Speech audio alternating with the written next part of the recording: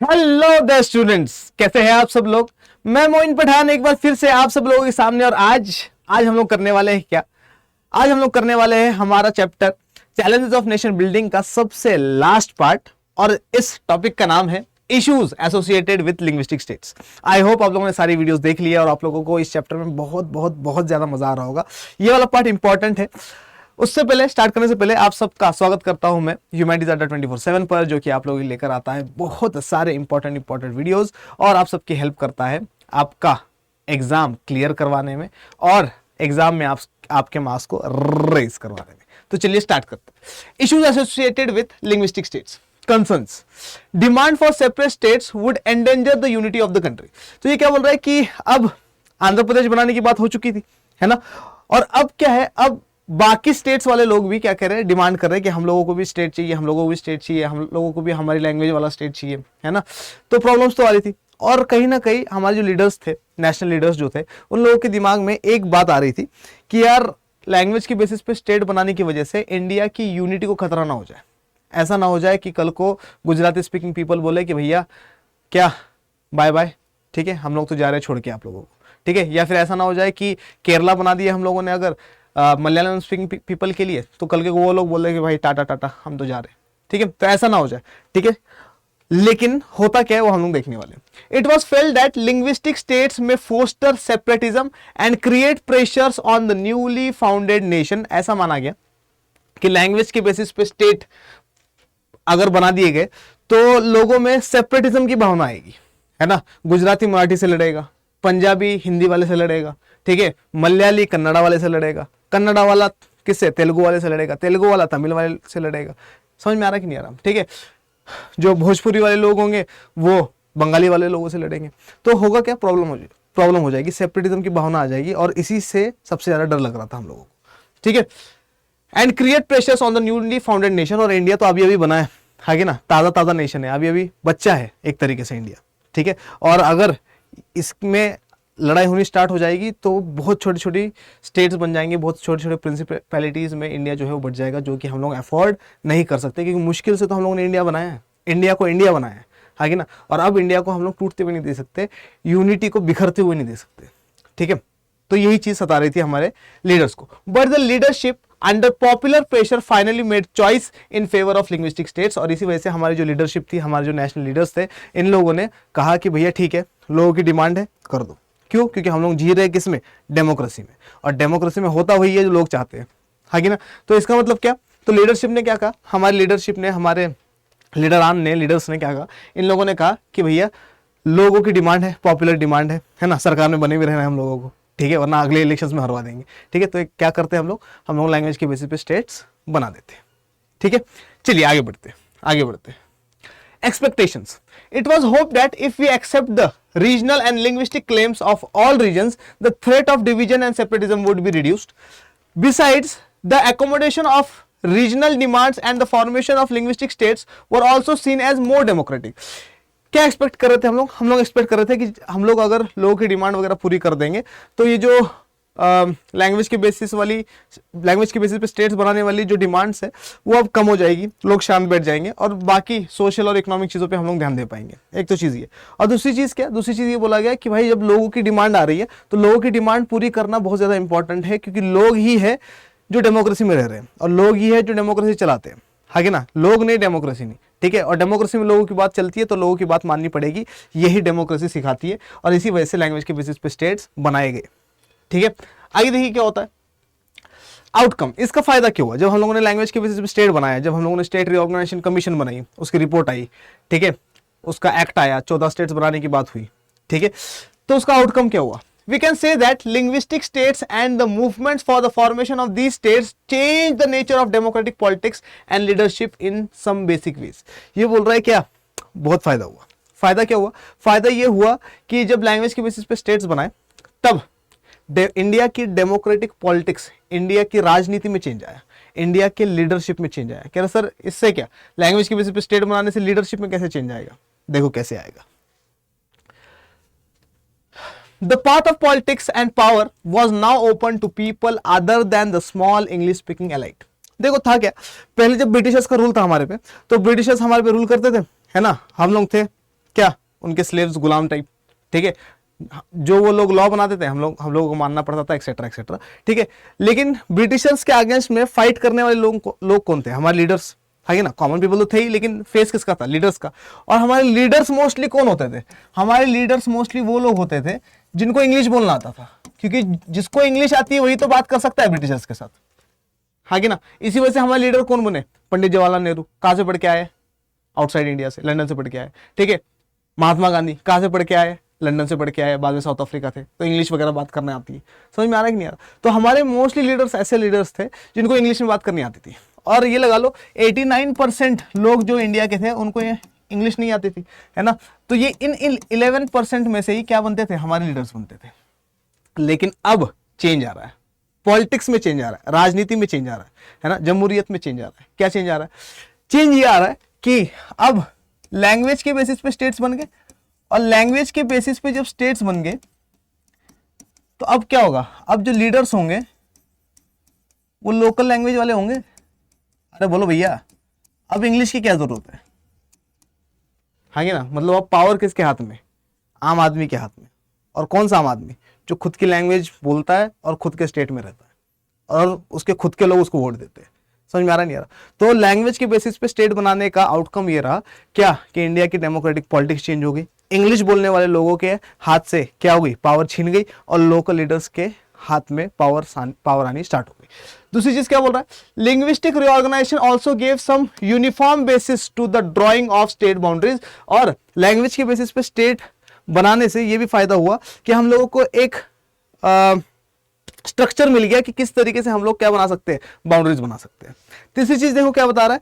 It did not lead to disintegration of the country as many had feared earlier, on the contrary it strengthen national unity. ठीक है, जैसे कि हम लोग डर रहे थे, जैसे कि हमारे लीडर्स डर रहे थे कि अगर लैंग्वेज की वजह पे स्टेट बना दिया गया तो इंडिया की यूनिटी को खतरा हो सकता है, लेकिन ऐसा हुआ नहीं। इसके विपरीत क्या हो जाता है? कंप्लीटली चेंज आता है। क्या चेंज आता है? लैंग्वेज के बेसिस पे स्टेट बनाने की वजह से लोग अपने आप को यूनाइट फील करना स्टार्ट करते हैं और इंडिया की यूनिटी और भी ज्यादा मजबूत हो जाती है। ठीक है, नेक्स्ट चीज देखिए क्या बता रही है। Above all the linguistic states underline the acceptance of the principle of diversity. और ये क्या बोल रहा है? लैंग्वेज की बेसिस पे स्टेट बनाने से सबसे बड़ा फायदा क्या हुआ? हम लोगों ने पूरी की पूरी दुनिया को दिखा दिया कि इंडिया एक ऐसा स्टेट है या इंडिया एक ऐसी कंट्री है जो क्या करता है? लैंग्वेज के बेसिस पे या डाइवर्सिटी के बेसिस पे भेदभाव नहीं करता। हर एक चीज की डाइवर्सिटी को हम लोग क्या करते हैं? एक्सेप्ट करते हैं।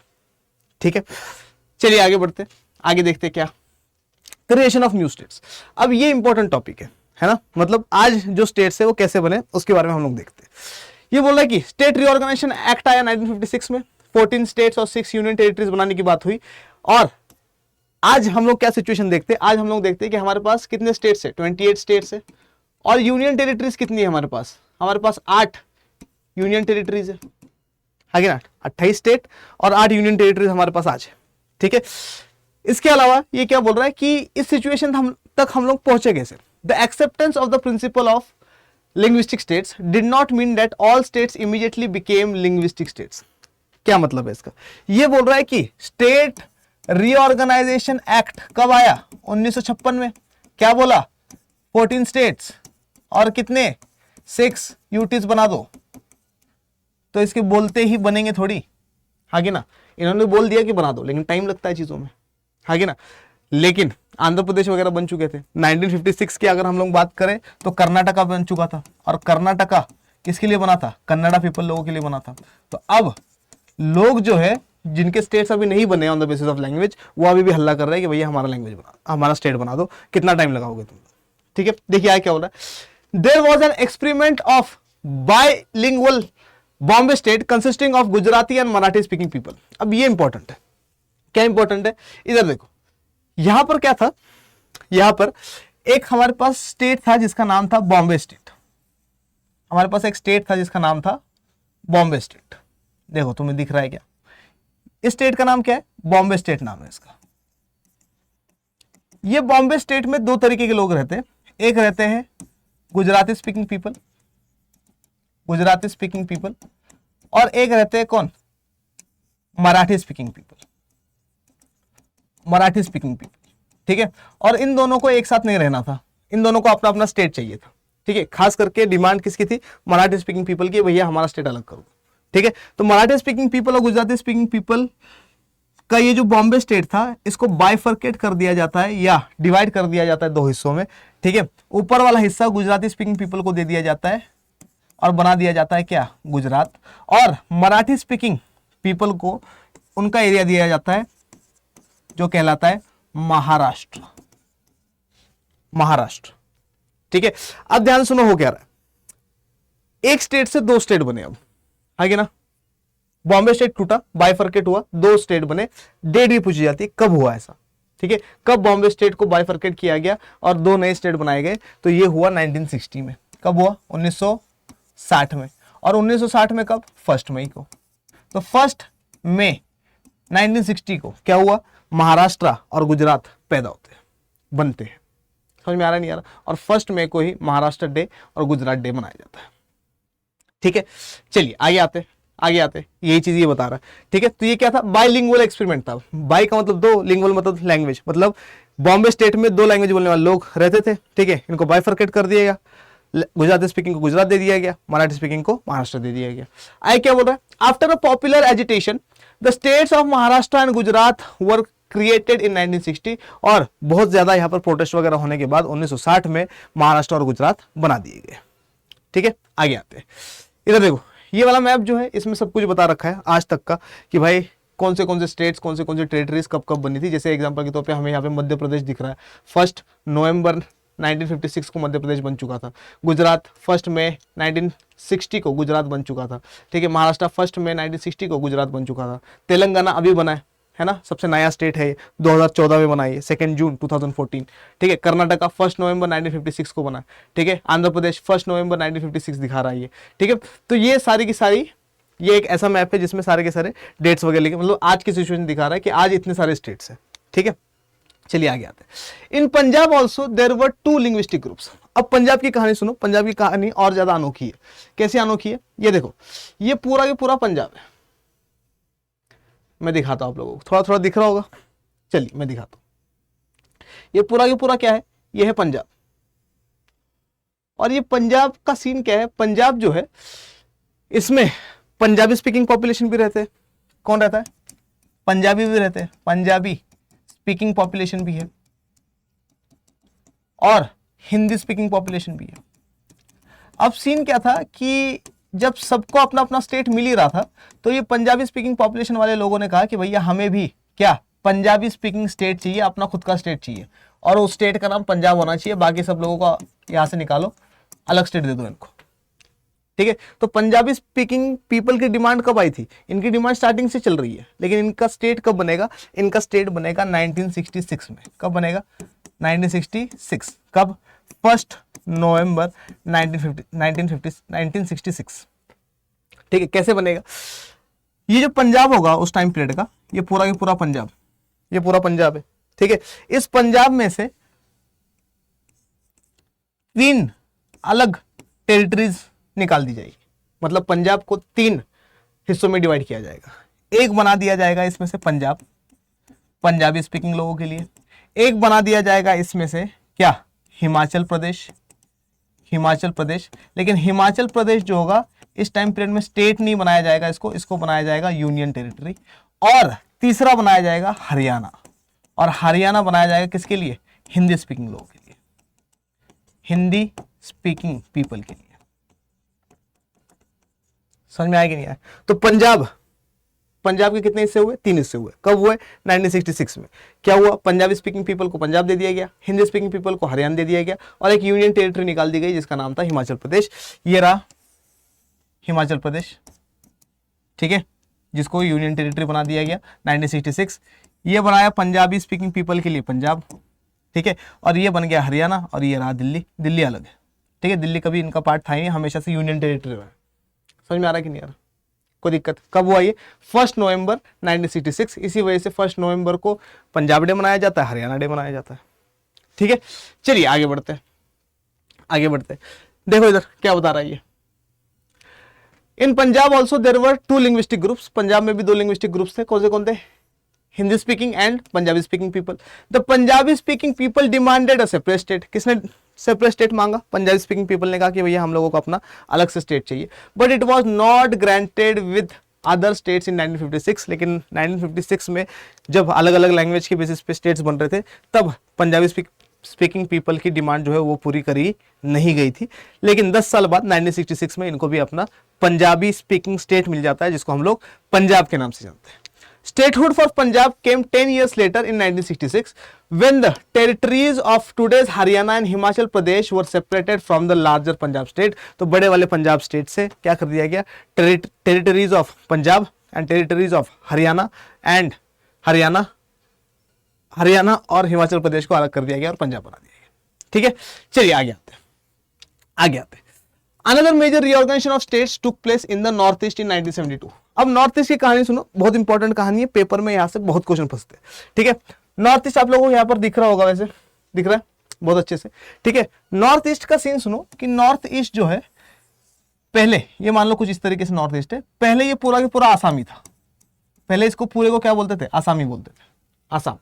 ठीक है, और यहां पर 2 यूनियन टेरिटरीज थी, एक थी मणिपुर जिसके बारे में हम लोग पहले पढ़ के आ चुके हैं, और एक और थी जिसका नाम था त्रिपुरा। तो मणिपुर और त्रिपुरा 2 ऐसे स्टेट्स थे, 2 ऐसे टेरिटरीज थी जो कि यूनियन टेरिटरीज थी, किसमें, नॉर्थ ईस्ट में, और बाकी नॉर्थ ईस्ट को पूरे को आसाम बोल रहे हैं अपन।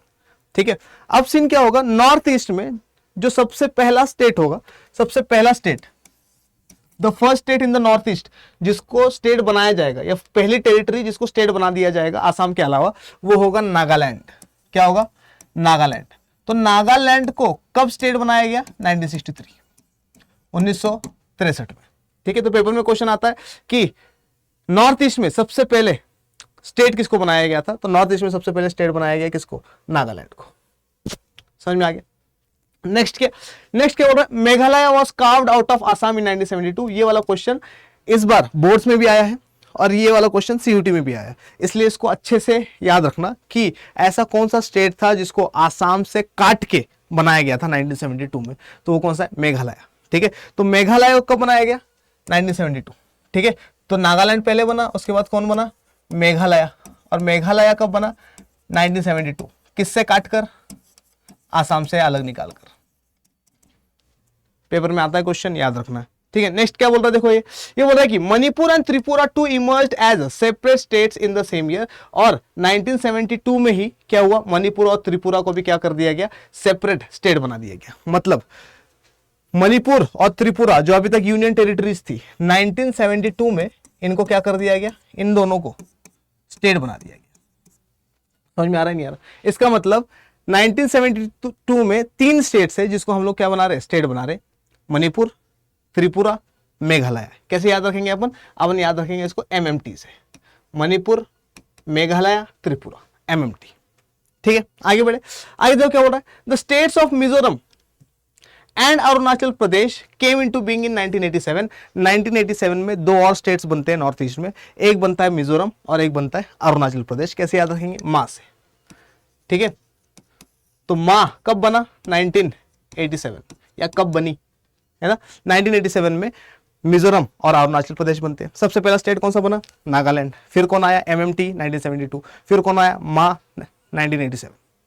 ठीक है, लास्ट देखो क्या हो रहा है, Nagaland had become a state much earlier in 1963, और 1963 में नागालैंड बनता है। पूरा की पूरा नॉर्थ ईस्ट हो गया। ठीक है, मतलब सबसे पहले आसाम आया होगा, आसाम के बाद नागालैंड आया, नागालैंड के बाद MMT आया है ना, और फिर बाद में माँ आया। टोटल 7 स्टेट हो गए। ठीक है, इन 7 स्टेट की कैपिटल क्या है, आप लोग मुझे वीडियो के नीचे कमेंट सेक्शन में जरूर बताना। ठीक है, चलिए आगे बढ़ते हैं। हमारे पास नॉर्थ ईस्ट भी हो गया। Language did not however remain the sole basis of organisation of states. ये बोल रहे हैं कि अब क्या हुआ, लैंग्वेज के बेसिस पे स्टेट्स बन गए, लेकिन बहुत जगह पर ऐसा होगा कि लैंग्वेज अकेला बेसिस नहीं होगा स्टेट बनाने का। मतलब क्या, मतलब जब लैंग्वेज के बेसिस पे स्टेट बना दिए जाएंगे तब लोगों की अलग डिमांड्स आएगी। लोग कहेंगे कि भैया हमारे वाले एरिया में तो डेवलपमेंट नहीं हो रहा, हमें अलग स्टेट चाहिए। इसका मतलब इंडिया में जो आज हमें 28 स्टेट दिखते हैं, जरूरी नहीं है कि वो सारे के सारे states on the basis of language ही बने हो। कुछ अदर फैक्टर्स भी है जिसकी वजह से दूसरे स्टेट्स बने थे। जैसे कि एग्जांपल देते हैं, देखो क्या बोल रहा है, in later years sub regions raise demands for separate states on the basis of a separate regional culture और complaints of regional imbalance in development. और ये बोल रहा है क्या, जब लैंग्वेज के बेसिस पे स्टेट भी बना दिया गया, उसके बाद भी बहुत सारे इलाकों से उस स्टेट के एग्जाम्पल के तौर पे अगर मैं बोलूँ तो आप लोगों को कि मेरे पास क्या है, बिहार बना दिया गया, ठीक है। बिहार मान लो on the basis of language ही बनाया है ना, मैथिली लैंग्वेज, भोजपुरी लैंग्वेज वाले लोग जो है वो बिहार में रहते हैं, ठीक है। अब बिहार में सीन क्या हुआ, बिहार में दो जगह है, नॉर्थ बिहार, साउथ बिहार, ठीक है, मान के चलो। सीन क्या हो रहा था, रिसोर्सेज ज्यादा कहां थे, नॉर्थ बिहार में या साउथ बिहार में, तो हम लोग कह सकते हैं कि रिसोर्सेज जो है वो साउथ बिहार में ज्यादा थे, ठीक है। लेकिन लीडर्स ज्यादा कहां से आते थे, तो हम लोग कह सकते हैं कि लीडर्स जो थे वो ज्यादातर नॉर्थ बिहार से आते थे, बड़े बड़े लीडर्स। तो होता क्या था, यहां से चीजें उठाई जाती थी और डेवलपमेंट यहां का होता था। तो जो साउथ बिहार है, यहां से क्या उठी, आवाज उठी और इन लोगों ने बोला कि भैया हम लोगों को ऊपर वाले बिहार के साथ रहना ही नहीं है, हमें अपना अलग स्टेट चाहिए। On the basis of development in लोगों ने अपना अलग स्टेट मांगा और बाद में 2000 में एक नया स्टेट बना, साउथ बिहार को बना दिया गया झारखंड। समझ में आएगी नहीं है, बोलो, ठीक है। तो झारखंड बना दिया गया, एग्जाम्पल दे रहा हूं मैं आप लोग। इसी तरीके से बहुत सारे लोग जो है, बहुत सारे जगह जो है वो लोग क्या करेंगे, डिमांड करेंगे, या तो डेवलपमेंट की वजह से कि भैया हमारे एरिया में डेवलपमेंट नहीं हो रहा, या फिर बोलेंगे कि भैया ठीक है लैंग्वेज हमारी सेम है लेकिन कल्चर हमारा अलग है, तो इनसे अलग दे दो हम लोगों को। जैसे उत्तराखंड करेगा, ठीक है, तो उत्तर प्रदेश से उत्तराखंड अलग निकल जाएगा, ठीक है। समझ में आ रहा है, चलिए देखिए आगे क्या बता रहे हैं।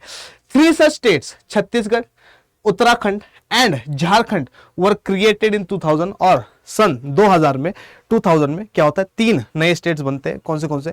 झारखंड बनता है, उत्तराखंड बनता है और छत्तीसगढ़ बनता है। झारखंड, उत्तराखंड, छत्तीसगढ़, ठीक है। झारखंड बिहार से टूट के बनेगा, उत्तराखंड उत्तर प्रदेश से टूटकर बनेगा और छत्तीसगढ़ मध्य प्रदेश से टूटकर बनेगा, ठीक है। चलिए आगे बढ़ते हैं। The story of reorganization has not come to an end। ये बोल रहा है कि ये जो रीऑर्गेनाइजेशन की कहानी है ये अभी तक खत्म नहीं हुई है। मतलब अभी भी बहुत सारे लोग हैं, अभी भी बहुत सारे रीजन्स हैं जो क्या कर रहे हैं, डिमांड कर रहे हैं कि भैया हम लोगों को स्टेट्स चाहिए, ठीक है, इन लोगों से अलग कर दो। एग्जाम्पल के तौर पे उत्तर प्रदेश से बार बार आवाज उठती है क्या, कि हम लोगों को उत्तम प्रदेश बनाना है ना, तो हम लोगों को ये वाला एरिया अलग दे दो, है ना। उत्तर प्रदेश से एक और आवाज उठती है क्या, हम लोगों को हरित प्रदेश बनाना है, हम लोगों को अलग कर दो, ठीक है। इसी तरीके से महाराष्ट्र के विदर्भ रीजन से आवाज उठती है और वो कहते हैं कि भैया हमें क्या करना है, विदर्भा को अलग बनाना है, ठीक है। बंगाल के कुछ एरियाज से आवाज उठती है कि भैया हम लोगों को क्या करना है, नॉर्थ बंगाल की तरफ से, कि हम लोगों को क्या करना है, अलग स्टेट बनाना है, इनके साथ नहीं रहना, ठीक है। तो बहुत सारे रीजन्स अभी भी क्या कर रहे हैं, डिमांड कर रहे हैं फॉर अ सेपरेट स्टेट, ठीक है। अब उनकी डिमांड्स कब पूरी होगी, कब नहीं होगी, क्या आपके इलाके में ऐसा कुछ होता है, मुझे कमेंट सेक्शन में जरूर बताना आप लोग। There are many regions in the country where there are movements demanding separate and smaller states. These include Vidarbha in Maharashtra। तो महाराष्ट्र का विदर्भ रीजन क्या मांग रहा है, अलग से स्टेट मांग रहा है। Harit Pradesh in the western region of Uttar Pradesh. तो उत्तर प्रदेश का जो वेस्टर्न रीजन है वो हरित प्रदेश बनाने की बात कर रहा है और उत्तर प्रदेश से अलग होने की बात कर रहा है। And the northern region of West Bengal. और वेस्ट बंगाल का जो नॉर्थ रीजन है वो क्या कर रहा है, वो भी डिमांड कर रहा है कि हम लोगों को अलग से स्टेट बनाना है, ठीक है। चलिए, तो ये भी हो गया अपना, ठीक है। और यहाँ पर हमारा चैप्टर जो है वो कंप्लीटली हो जाता है एंड, ठीक है। आशा करता हूँ कि आप लोगों को ये वाला चैप्टर जो है वो बहुत पसंद भी आया होगा, बहुत इसमें मज़ा भी आया होगा और आप लोग बहुत सारी चीज़ें सीखी भी होगी, ठीक है। और इसी तरीके से पेड बैचेस भी होते हैं हमारे, और पेड बैचेस के लिए आप लोग अड्डा 24/7 की वेबसाइट पे ज़रूर जाना, और अड्डा 24/7 की वेबसाइट पे जाकर आप लोग ऐप भी डाउनलोड कर लेना इसका, ठीक है। तो आप लोगों को वहाँ पर पेड बैचेस भी मिल जाएंगे और पेड बैचेस में और भी मज़ेदार तरीके से पढ़ाई होती है, ठीक है। डाउट सॉल्विंग होती है जिससे बच्चे की इंक्लूसिव ग्रोथ भी होती है, तैयारी भी होती है, ठीक है। आशा करता हूँ कि आज वाली क्लास आप लोगों को बहुत बहुत बहुत बहुत बहुत ज़्यादा पसंद आई होगी। पसंद आई है तो इसको लाइक करिए, शेयर करिए, अपने दोस्तों को दिखाइए, मुझे दिखाइए बहुत बहुत बहुत सारा प्यार। वीडियो के नीचे कमेंट सेक्शन में ज़रूर बताना अगर आप लोगों को कोई डाउट हो तो। तब तक के लिए मोइन पठान आप सबसे कहता है जय हिंद।